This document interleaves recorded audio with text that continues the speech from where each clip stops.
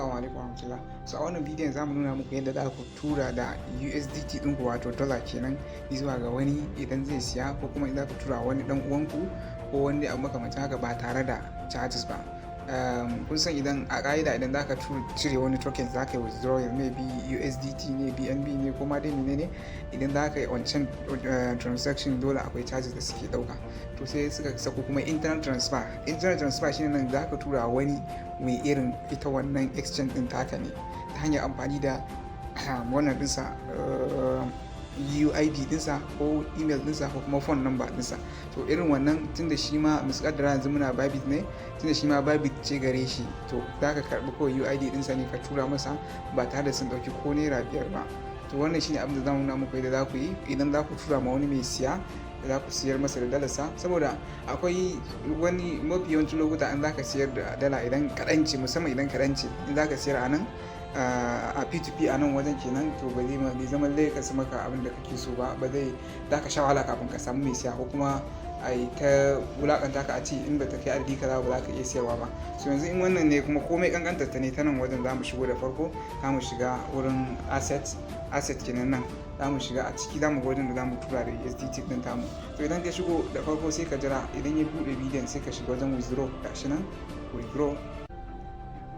So idan ya bude maka haka sai kai searching na token din anan wajen, kai searching din abin da zaka tura, tunda USDT ce sai mu rubuta USDT, ga ta nan ta fito, wannan ta farkon sai mu taba ta. To idan muka taba ta bude, so bayan ta bude ya kawo nan wajen, za ka lura in ka lura on chain nan a sama, sai kuma gefen shi a rubuta internet transfer.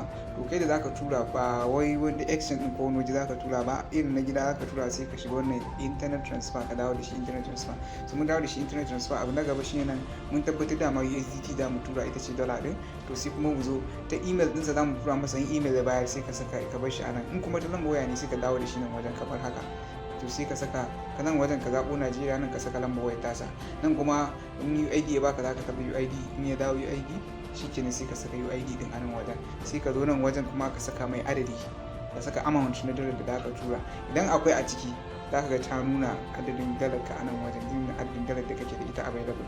To in ka saka adadin a nan wajen sai ka zo kawai wajen ka taɓa withdraw, shikenan ka gama, za ka tura masa, za su tura maka da email kai verification, shikenan ka tura masa, shikenan ka gama da wannan idan a Bybit ne kenan. So haka kake sauran exchange ma. Yanzu za mu shiga cikin mu nuna muku yadda za ku yi ta Bitget. Idan ta Bitget ne shi ma dole ku kiyaye, idan ta Bitget ne to dole ya ba mai wanda zaka tura din ya zama UID din da ya baka na Bitget na Bitget exchange ne, ko kuma Gmail dinsa na Bitget ne, ko kuma mobile number sa ta Bitget ce. Kamar yadda yake idan zaka tura ta Bybit dole ya zama da mai Bybit da ku yi haka, idan zaka tura a Bitget dole ya zama da mai Bitget da ku yi haka, ba a samu ba a bambanta. So mun shigo cikin na Bitget. Idan ka shigo Bitget da ka zo wajen assets, sai ka shiga wajen assets, shi ma da zaka yi ne kawai sai ka taba withdraw din nan. In ka taba withdraw ya bude, sai ka zaɓi coin din da zaka tura, wannan coin ne yake searching ɗinsa, in USDT ne amma docs din ne dai in kai searching ɗinsa duk zaka iya tura wani mai ita Bitget din taka. To mutum da USDT ne kuma already na yi searching ɗinta, ga ta nan wajen zan taba ta kawai, idan taba USDT ga ta nan.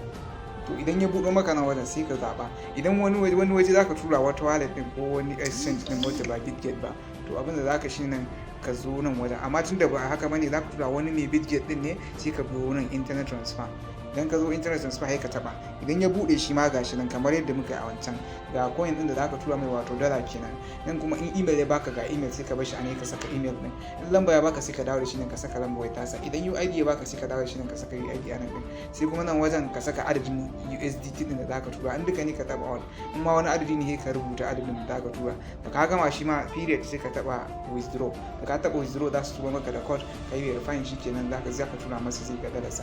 Da zarar ka tura masa shikenan, in ma zai siya ne sai turo maka da kudin sa, amma wani dan uwanka ne ko wani abu da zaka tura masa dalan, amma ba in mai Bitget din ne kamar yadda na ce. To haka ake yin abubuwan, insha Allah ta'ala. Allah ya ba mu sa'a. So kada ku manta, idan wannan shine shigowar ku na farko wannan YouTube channel, ku yi mana subscribing domin idan mun dora sababbi kuke gani.